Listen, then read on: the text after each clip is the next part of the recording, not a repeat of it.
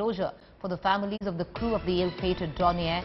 DNA profile recovered from the bottom of the sea matches 3 crew members of the crew which was on board the Dornier. The remains will be handed over to the families as soon as possible. The Deputy Commandant S. Vidyasagar, Deputy Commandant Subhash Suresh and Deputy Commandant N.K. Soni were on board the ill-fated Dornier plane, suddenly which vanished from the radar on June 8th off the Tamil Nadu coast. On July 10th, the wreckage was located. The wreckage included parts of the plane, watches, human remains and debris. I want to cut across to my colleague Jugal Purohit. He's joining us live from the newsroom. You know, Jugal, it's been a very, very long struggle, especially for the families of the 3 men on board, the 3 officers on board. You know, closure, yes, but of course the devastation that this has caused is not going to go away. That's right, Preeti. It's an indelible mark which will remain, and what we can, however, inform our viewers that exactly 2 months to the date when this particular plane went missing on a routine evening sortie when it took off from the Chennai International Airport towards the seas around the area, and while it was to return at 10 p.m.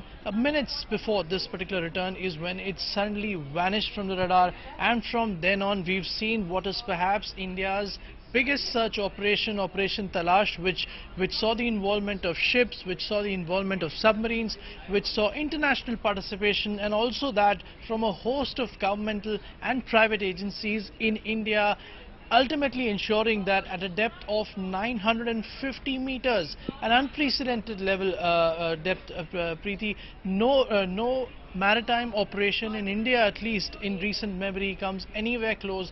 That kind of a situation was created on account of this crash, but nevertheless on the 10th of July is when the wreckage was recovered.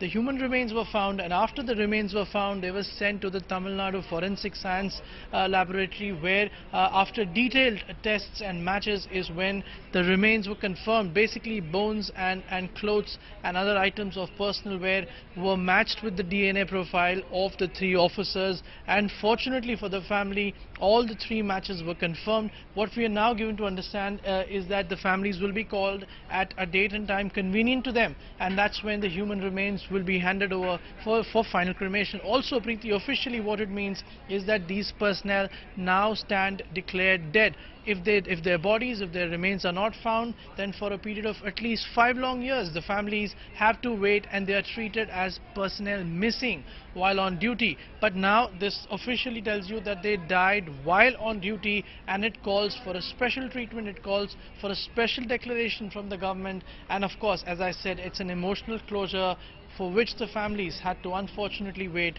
for 60 days to months.